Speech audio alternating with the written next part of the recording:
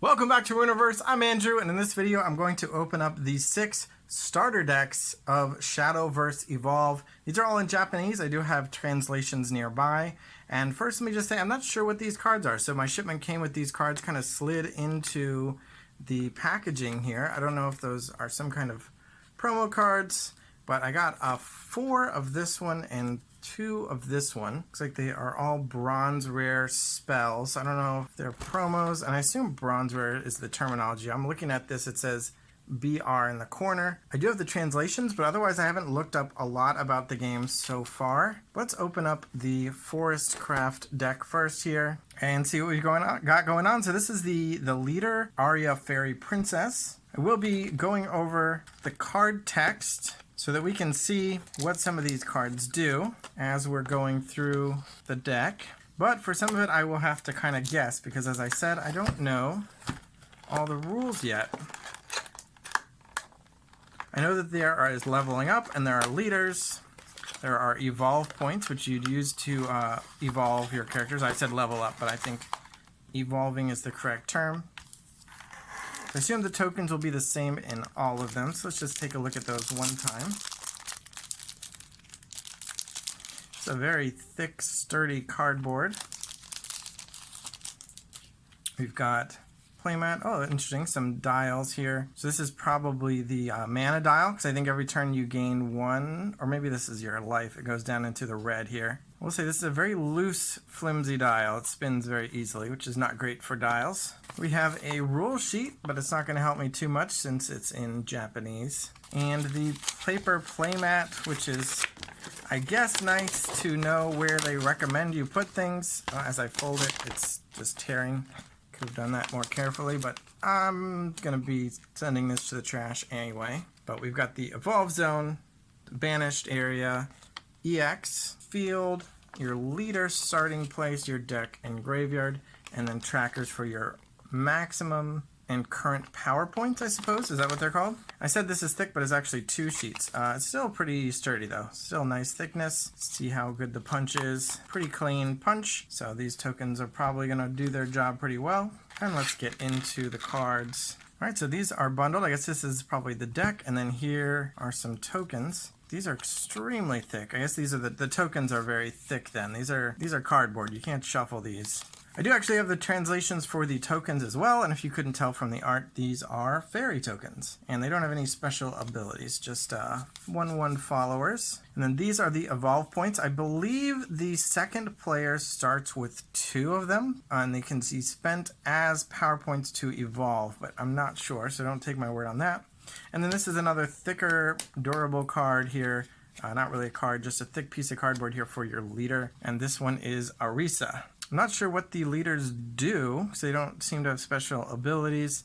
The other Forestcraft leader would be Arya, Dancing Fairy. But maybe there are card effects that refer to them or something like that. Otherwise, let's get this open. So first up is the face card here, Arya Fairy Princess. Cost 6. And while she's in play, all your other allied followers that are fairies have Rush, which means I believe they can attack the turn they come into play. Although one of the haste abilities says they can only attack enemy followers the turn they come into play. The other one was they also can attack directly, and I'm not sure which one Rush was. Also has Fanfare, which I believe means when she comes into play. And just says, from among 9 fairies, summon any number of them and put them in your EX area. So unfortunately, I don't know what that means. So we got more copies of her, and they're all foil, which is a nice touch for the starter deck. Here we have Titania's Sanctuary. So I guess maybe this is a gold rare, is my guess. A GR, whereas this was legendary, I believe. I'm just guessing based on the letter codes. This one is actually an amulet, and while it's in play, all your allied tokens that are fairies have direct attack ability. When an allied token that is a fairy comes into play, give it +1/+1.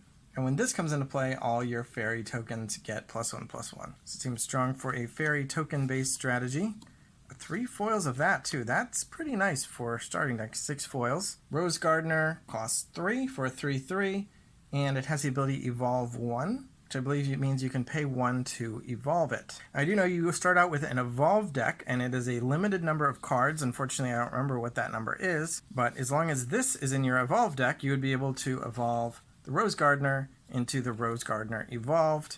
again by paying that evolution cost on the original Rose Gardener, and then you would get this version. Sorry, I'm mistaken. I thought the evolutions would be right after their basic form, but this is actually a waltzing fairy, which has fanfare and last words, put a fairy into your area. So when it comes in and when it dies, you get a replacement token. But let's see if I can find the evolution here. I wonder if the card back would give it away. It looks like it does not. So it looks like my evolution stack starts about here, and here we have Rose Gardener evolved. So now it is a 4/4 from the 3/3, and it says, when it evolves, choose an enemy follower and return it to the opponent's hand. And it has combo 3, which I don't know what that means, but if you trigger that, then you would also draw a card. So we'll set that evolution off to the side, and I'm sure we'll get to these other evolutions later on. Here's the waltzing fairy.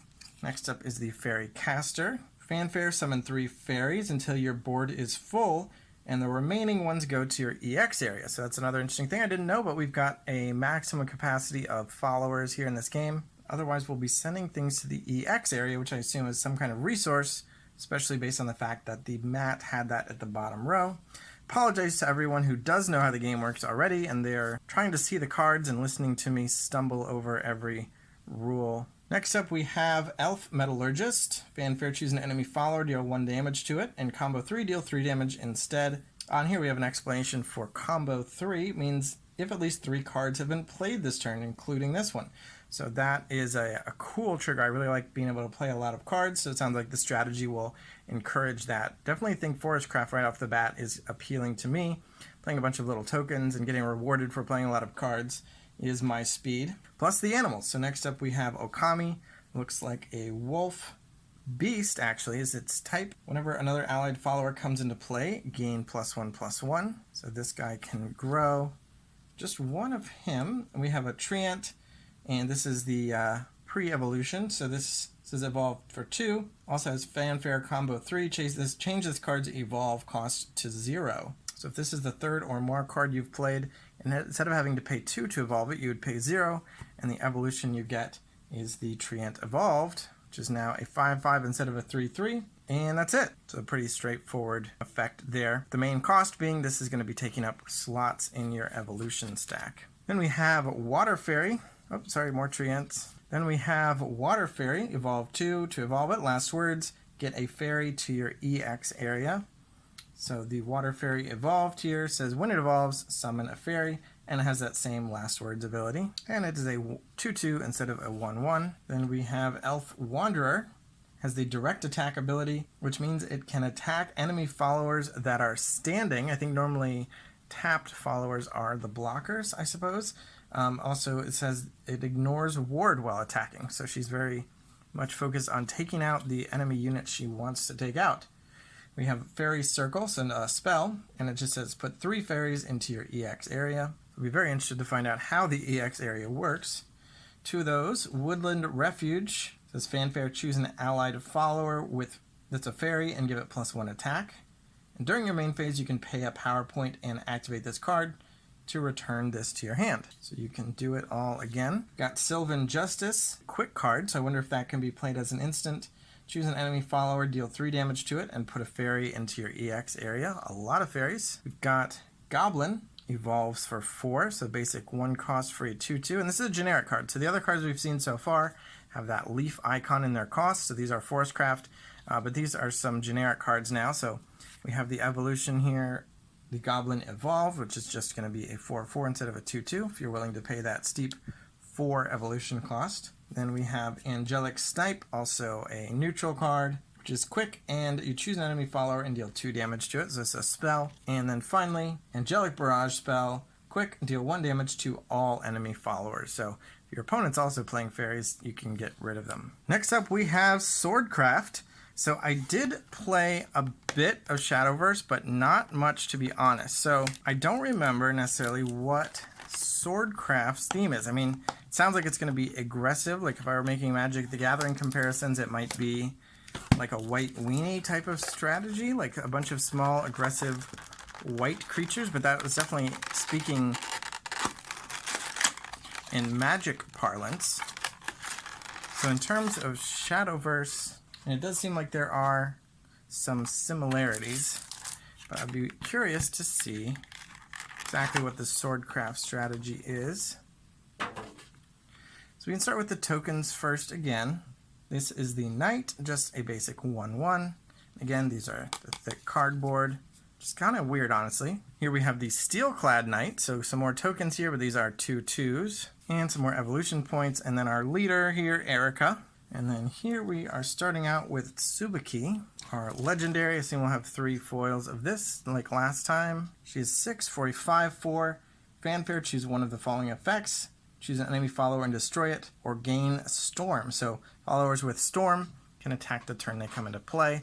So I assume that's differentiating from Rush, which I guess would only be able to attack followers the turn they come into play. So we got 3 of her. And then the foil Gold Rare Latham Vanguard Captain, who is a vanilla, so no effects, just 2 cost for a 3/3 Gold Rare. We have Floral Fencer.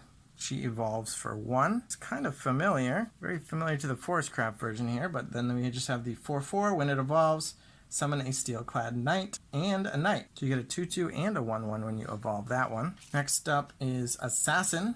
Straightforward titling there. Says during your main phase, pay a power point and gain Bane. After followers with Bane clash and deal damage to an enemy follower, that enemy follower is destroyed. It's a Death Touch type ability there. White General says Rush, and when it strikes, it gives another allied follower +2 attack. I'm wondering if in this game that is going to be a permanent change or a 10 till end of turn effect. Recently I played Soulforge Fusion, and all the stat changes in that game are permanent. This is based on a digital game where permanent changes would be popular, but in a physical game I wonder if they made that shift to the temporary buffs. Ninja Trainee, it's another vanilla here, 1 for a 2/2. 2 of those. Then Veteran Lancer says Ward, which means when it comes into play or during your end phase, you can act this card and your opponent can't attack anything other than followers with Ward. Right, so that's a defensive 2 for 2/3.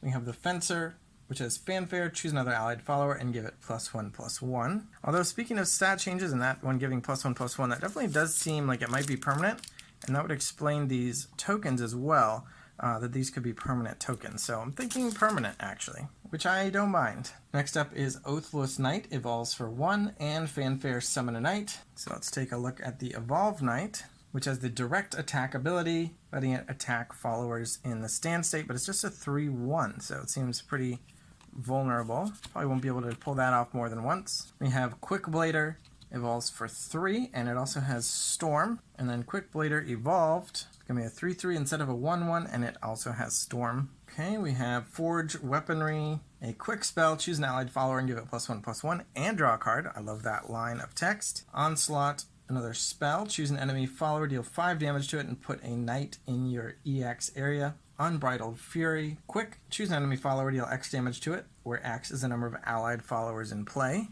Goblin, and of course we have the Goblin evolved to round out our evolution stack. I can predict some cards that might be in some of these other 4 starter decks. Then finally we have Fighter, which is a 2/3 for 2 vanilla and 2 copies of Angelic Sword Maiden, 5 for a 4/6 with Ward. Next up, I believe we have the Runecraft deck. I did print out the translations for the cards, but I forgot to print out the translations for the titles of the decks. But looking ahead, I see the word Rune in at least one card name. So I believe that's going to make this one Runecraft. Here we have the Mithril Golem on top. Let's take a look at the tokens first. This is the Strike Form Golem, which is a 3/2 with Rush. So it can attack enemy followers immediately. And again, got a nice stack of thick cardboard tokens for that. Then we have Guardford Golem, which is a 2/3 with Ward. Your opponent has to attack it if it is in the act position, which I assume would look like that. Again, evolve tokens and our leader, this time Isabel. The other option being Magic Sage Erasmus, but we don't have him here. Again, I don't know what the differences would be between playing different leaders anyway. So Mithril Golem is 6 for a 5/6, says Fanfare, deal 3 damage to all enemy followers, and it has Spell Chain 7, which hopefully I'll get an explanation of later. If you meet that condition, deal 5 damage instead. Spell Chain 15, deal 5 damage to all enemy leaders. And it says if there are at least 7 spells in your graveyard, the effects after Spell Chain 7 activate. Then if there are at least 15, the effects after Spell Chain 15 also activate. So the more spells you have in your graveyard, the bigger the effect you're going to get from the Mithril Golem. And probably see some more spells and some more spell chain later on in the deck. So another foil here. Runeblade Summoner, 3 for 1/1. Hope it's got a good ability. Fanfare, Spell Chain 5, get +4/+4. Spell Chain 10, gain Storm. So she's not very good early, but if you can bring her out late, she can come out as a 5/5 and potentially being able to attack immediately. Next up is the Demon Flame Mage. Pay 1 to evolve her into the Demon Flame Mage evolved as a 4/4 instead of 3/3. And when she evolves, deal 2 damage to all enemy followers. And I don't think I mentioned this yet, but I believe the SR is going to be a silverware. So again, this is me guessing based on the colors and the letters. But it all fits together like a puzzle. Next up is Insight. Here's our first spell for the Runecraft deck. It's a quick spell. It just says draw cards. This seems super useful for this type of deck to fill up the discard pile right away. Fire Chain. Another spell, quick, choose 2 enemy followers and deal a pool of 3 damage divided between them. That wording checks out, I like it. Got Lightning Shooter, so it's a follower. She's a 3/3 for 4, fanfare, choose an enemy follower, deal 2 damage to it. Spell Chain 5, deal 4 damage instead. Spell Chain 10, deal 2 damage to that enemy's leader. A lot of spell chain and a lot of burn. So I think I want all the insights I can get. Got Penguin Wizard. Magical creature, evolve 1, and main phase, activate this card and discard a spell from your hand to draw a card. I like that for spellcraft, or the spell chain as well, getting to discard cards to redraw new cards, lets every card be an insight. And the Penguin Wizard evolved says, when it evolves, stand it, and then it has the same ability, and it's got an extra point of a power and toughness. So it definitely seems like a good evolution there, getting a free untap with another free activation. Next up we have Sammy, Wizard's Apprentice, evolve 2. Fanfare, look at the top card of your deck. You may put it into your graveyard. It's another great way to get cards into your graveyard when you want it full of spells. And this just says when it evolves, all players draw a card. Don't tend to like giving my opponents cards. We have Wind Blast, a spell, says choose an enemy follower, deal 2 damage to it. Spell Chain 10, deal 4 damage instead. Very much making this a burn deck. I wonder if all Runecraft is so burn heavy. Sorcery Cache, quick spell, look at the top 4 cards from your deck. You may reveal a spell from among them and add it to your hand. You may put a spell from among them into your graveyard and put the rest on the bottom of your deck in any order. Also seems very powerful. Fiery Embrace, quick spell, choose an enemy follower, destroy it. Spell Chain 10, deal 3 damage to that enemy's leader. So just all your spells get tacked on burn once you hit that Spell Chain 10 threshold, it seems like. Magic Missiles, the quick spell, choose an enemy follower and deal 2 damage to it, and then draw a card. Gotta love that, draw a card. Conjure Golem, quick spell, and you get a guard form golem or a strike form golem into your EX area. Gotta learn about how that EX area works. Healing Angel says evolve 1, fanfare, add 1 to your leader's defense. That seems potent if it is permanent. And the evolved one says when it evolves, add 2 to your leader's defense. Wonder if defense is your health, or is that a permanent kind of defense score? It's probably health, actually, now that I'm thinking about it. Angelic Snipe, it's a quick spell, choose an enemy follower, deal 2 damage to it, and 1 Angelic Barrage, quick, deal 1 damage to all enemy followers. 2 of those. Halfway done, next up is Dragoncraft with the face card Fafnir and the leader Rowan. Gotta say Forestcraft and Runecraft very much look my speed so far. There are a couple decks coming up ahead that look appealing to me. Whereas dragons, I gotta say, I've never been the biggest dragon fan, so I'm sure there are plenty of dragon fans out there. Will probably be more excited about these cards than I am. Let's start out with this dragon token, which is just a straight up dragon, just a 5/5. Wonder how many of those we've got. So it looks like we'll be making a bunch of dragons and some blank tokens, so you can get creative or do whatever you need a token for. Then there's Rowan, kicking off things with Fafnir, our legendary card. It says fanfare, deal 5 damage to all enemy followers, but at the steep cost of 8. You get a 7/8 that will potentially wipe your opponent's board. So here we have Dragon Oracle. It looks like a follower and titled like a follower. This is actually a spell. It says choose one of the following, gain an empty play point orb or draw a card. Dragon Warrior, Evolve for 1, another 3 cost, 3/3. Every faction seems to have that. Evolves into the Dragon Warrior Evolved. When it evolves, choose an enemy follower and deal 3 damage to it. Then we have the Dragonute Princess. Fanfare, if Overflow is active for you, choose an enemy follower and deal 4 damage to it. Overflow is active if you have at least 7 play point orbs. So I've been calling them power points. I guess play points is the mana here. If you have at least 7, you are in overflow mode, and dragons are going to want you to go big. So that Dragon Oracle helps you get there faster, help you overflow, and help you play expensive dragons, and trigger abilities like hers. Next we have the Dragon Guard. It has the Ward ability, so it defends you a bit, 4 for a 4/5. Fanfare, if Overflow is active, gain +2/+2. The Fire Lizard says Fanfare, choose an enemy leader or enemy follower and deal 1 damage to it. Little guy to stabilize early, do a little bit of burn. Dread Dragon, Fanfare, choose an enemy follower and deal 7 damage to it. The Rock has evolves for 0, and when it strikes, it gains +1 attack. And here's the Rock evolved. When it strikes, it gets +1/+1. So it's interesting that it has a 0 cost there on the evolve. So I guess the main cost again being that it takes up slots in your evolved deck. I don't know if there are other restrictions on when or how or what you have to pay to evolve, but having evolve 0 makes me think this is definitely going to be an easy to evolve follower. The Glint Dragon here says Fanfare, choose an enemy follower and deal 3 damage to it. So a lot of enters the play burn effects on creatures. Dragon Rider, evolve 1, and Fanfare, if Overflow is active, put a dragon into your EX area. And when it evolves into Dragon Rider evolved, if Overflow is active for you, get +2 attack. So you can just have it become a 3/3 from a 2/2, or if it has Overflow, it will be a 5/3. Then we have the Sea Brand Dragon, kind of a narwhal dragon there. Fanfare, if Overflow is active, gains Storm. So it can attack right away out of the ocean's depths. Blazing Breath, quick, choose an enemy follower, deal 2 damage to it. If Overflow is active, deal 4 instead. And this is a spell, so that's just the effect of the spell. More burn. Dragon Wings, another spell. Deal 2 damage to all followers. If Overflow is active, deal 3 instead. You can wipe out all the little stuff to make room for your dragons. And getting into the neutral cards, I predicted goblins, but there have not been goblins in every deck. I was wrong about that one. Here we have Goliath, evolves for 2. Into Goliath evolved, which is just going to be a big 5/6 from a 3/4. 2 of those, but only one of them will be able to evolve, it looks like. Angelic Sword Maiden and Angelic Snipe. Next deck, 5th out of 6, is Nightmare. So this is the least crafty of all the decks, and the one you don't want to dream of. But let's see what it's got going on with the Vampire Queen here on top. Start out with the tokens. We have Ghosts that have the Storm ability, and at the start of your end phase, banish it.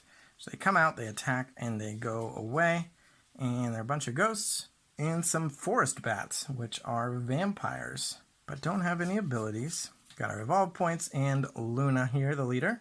All right, taking a look at the Vampire Queen. She says, whenever an allied forest bat comes into play, if I can get her actually on the camera, give it +1 attack and ward. Fanfare, summon 2 forest bats. During your main phase, you can activate it and subtract 1 from your leader's defense to make 2 more forest bats. So not only does she make bats, but she pumps them up. So that seems pretty strong. I like that. Alucard, Storm, and when he strikes, choose an enemy follower and deal 4 damage to it. Add 4 to your leader's defense. And Fanfare, Necrocharge 10. Gain +2 attack. So we'll hopefully find out what Necrocharge 10 means later. Maybe if your opponent's at 2 or 10 or less health, I don't know. Playful Necromancer says evolve 1, so 3, 4, 3, 3. Jump to the evolutions here. Is the Playful Necromancer evolved. When it evolves, summon 3 ghosts. And this is a 4/4. That sounds fun. More playing with tokens here. Next up is the Midnight Vampire. It says, while she's in play, all allied forest bats have Drain. Follows with Drain. Add an amount to your leader's defense equal to the damage they deal when they attack. Also, Fanfare, summon a forest bat. Kind of weird that they're called forest bats, but I assume that is a translation issue. They might choose a different term. It definitely doesn't feel like they fit in the forest archetype. Forestcraft being a competing theme here. This is Night Horde. Summon 2 forest bats. This is a spell, and then you choose an enemy follower and deal X damage to it. X is the number of allied forest bats in play. So it'll do at least 2 damage because you'll get 2 bats, but potentially more. The Spectre has Bane. After followers with Bane clash and deal damage to an enemy follower, that enemy follower will be destroyed. Oh, I think I read that one before. Fanfare, subtract 2 from your leader's defense to gain Rush. Then put the top card of your deck into your graveyard. And we have Spartoy Sergeant. Fanfare, put 2 cards from the top of your deck into your graveyard. So we're going to play with number of cards in our graveyard, or are we going to bring stuff back? Undead King. Fanfare, choose up to 2 followers in your graveyard and add them to your hand. So there we go, right off. As soon as I mentioned bringing things back, there we go. The Lesser Mummy says Evolve 1. Fanfare, Necrocharge 10, gain Storm. And I guess Necrocharge is the number of cards in your graveyard, so that's why we're Necrocharging. Fill up our graveyard, and that's why we're milling ourselves and discarding and whatnot. Maximize the deaths. Let's see the evolution into Lesser Mummy Evolved, which becomes a 3/3 from a 2/2. When it strikes, it summons a ghost, and that's it. It's a pretty cool, straightforward, another way to get some ghost action going. Then we have Lilith Evolve for 1. Fanfare, make a forest bat into your EX area. 2 for a 2/2. And let's see what her evolution is. Lilith Evolved. Oh, we got too many of these mummy evolves. There we go. Lilith Evolved says strike, add 2 to your leader's defense. So no more bats, just a little bit more health. Then we have Razory Claw, the Nightmare spell. Has quick and deal 2 damage to your leader to choose an enemy leader or an enemy follower and deal 3 damage to it. Undying Resentment, quick, choose an enemy follower, deal 3 damage to it, put the top card of your deck into your graveyard. Summon Bloodkin is a spell that says summon a forest bat and put a forest bat into your EX area. Then we have a Fighter, it's just a vanilla 2 for a 2/3. Goliath, we've seen him before, with his, we got 1 evolution for him here, and 1 Angelic Sword Maiden to round out the deck. And finally, we have Havencraft, which I would think is kind of like the light holy faction, but seeing the skull there is kind of thrown me off. But I'll be honest, I did look ahead before as I was preparing the translations. I saw that not all is holy in Havencraft here. We've definitely got some darker side of religion represented. So let's see what their mechanical themes are as we go through the cards here. All right. So again, the tokens first. Oh, a cool looking bird there. The Holy Falcon has Storm, 2/2 Storm token. Holy Flame Tiger, maybe my favorite art so far. I'm a big fan of tigers, but it just has Rush, which is like the worst version of Storm. But it is a 4/4. And then we have Iris, the leader for Havencraft, one of the leaders. So first card on top here is Skullfane, costs 7 for a follower, and it says whenever an allied amulet leaves play, deal 2 damage to all enemy leaders and all enemy followers. Fanfare, look at the top 4 cards of your deck. You may put an amulet from among them into play, put the rest into your graveyard. So we did see, I think, 1 amulet before now, but I have a feeling we're about to see a few more. Here's the Hair of Illusions. Main phase of this, act this card and put it into your graveyard. Choose an enemy follower, act it. During your main phase, you can pay 10 play points and act this card and put it into your graveyard to banish all followers. And this is actually an amulet itself. So you can use this as a one-shot for 0 cost to just act an enemy follower. Just tap them for a single turn.